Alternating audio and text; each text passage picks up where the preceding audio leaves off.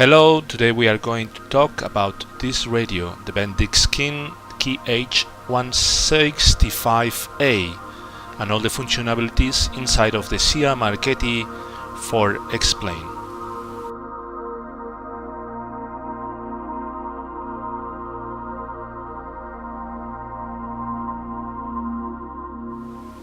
Okay, the first thing we have to do is put the battery on. Then we have to put the avionics master. Okay. And choose if we want the emergency avionics master in case of a failure of the battery, or maybe just for giving more support inside of the energy of the plane, so it preserves the energy of the plane. So here we have our radio, and as usually you may think, if you didn't follow the video, you may think that this radio only has the same functionalities as other planes, as usually do. As usually you can manage with the you have two kinds of manipulating knobs. You have the click and drag the mouse. I think it's better for me. I always hate when they put the clicking spots, because when there's rough air and you have the head shake enabled, that it's impossible to be manipulating these radios. So even if we move a lot, okay, with turbulences, we have picket, we will never lose it, because as you can see, the mouse is over here and still I'm manipulating it. So I always thought that this is the best way of manipulating and choosing the radio. And then we have the other one, that is the usual one, that is the wheel. You can put the mouse over it, don't click it, and just move the wheel mouse, and it will turn the different frequencies you have. Okay, the problem with this is if you move it here, then the mouse is going to, when you are moving in rough air, it's going to make this nasty behavior that in an XPlane still you cannot, I think you cannot still remove from the menus. So to assign the zoom options to another axis or whatever. Okay, so that is the normal way. You choose the frequency and then you swap it, and the same for the navigation. Okay, you swap it, and that it's all. Okay, but here we wanted to simulate all the functions inside of this radio, as you may see now. So we are going to start. First of all, we can select direct input of the active frequency. For that thing, we have to press several seconds this standby button, and then we will be in the active frequency, so we can just put the frequency we want. That way will be tuned automatically, and you don't have to make 2 steps to change to that frequency. The same can happen for the nav frequencies, so you can tune directly the frequency that you want. To put again to normal mode, standby, then you have to press only once, and then you have it. You have the normal way, the standby mode. Another thing that you may have also is the functionality to store frequencies.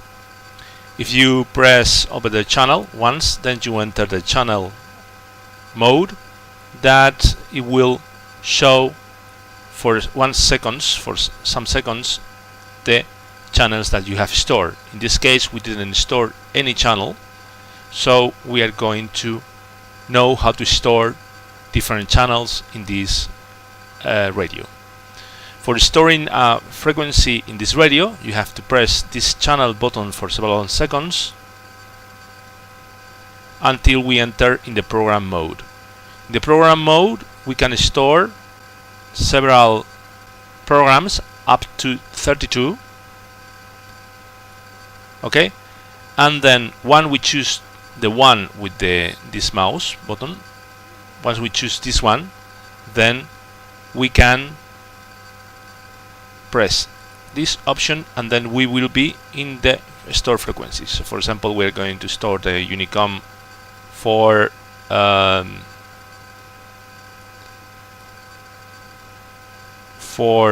eval or vatsim.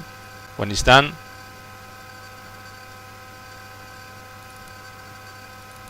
so once you do it, you will have stored the frequency. We can store, for example, another one.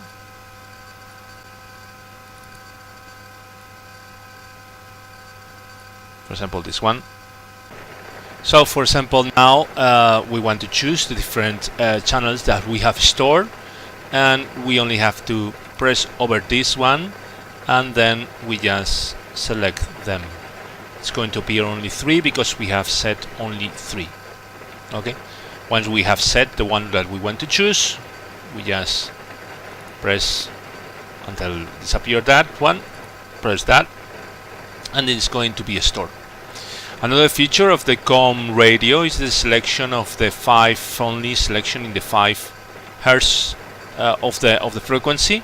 As you can see, usually when you change, goes from 0, 25, 50, 75. Okay, if you have special frequencies, then you can pull this out and then go 5 by 5 and select that special frequencies that usually you do have in some airports.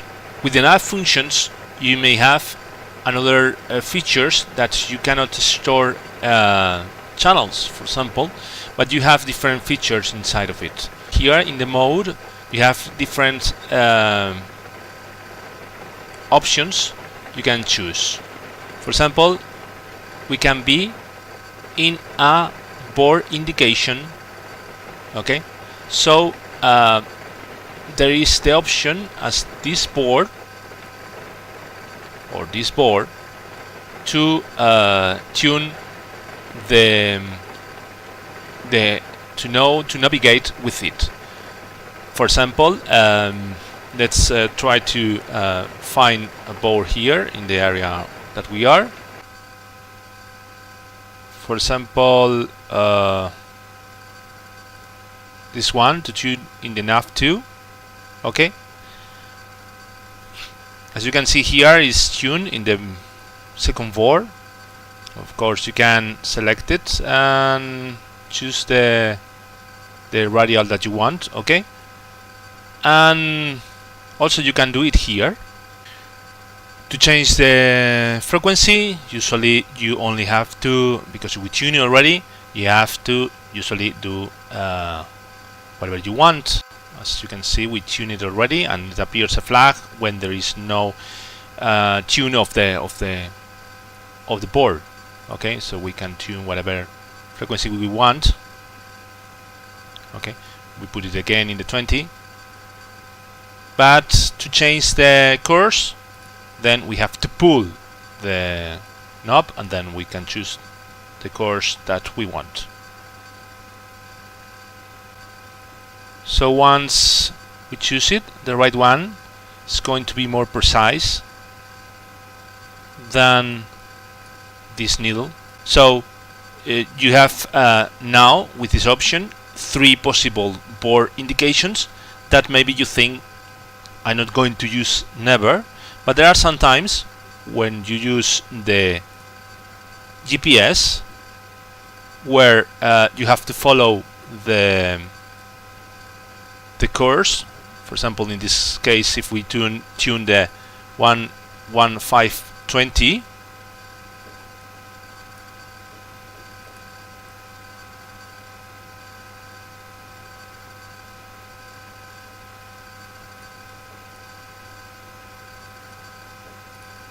then if we take out the GPS, okay, it's going to be tuned, so we have the same functionality as this one. Okay,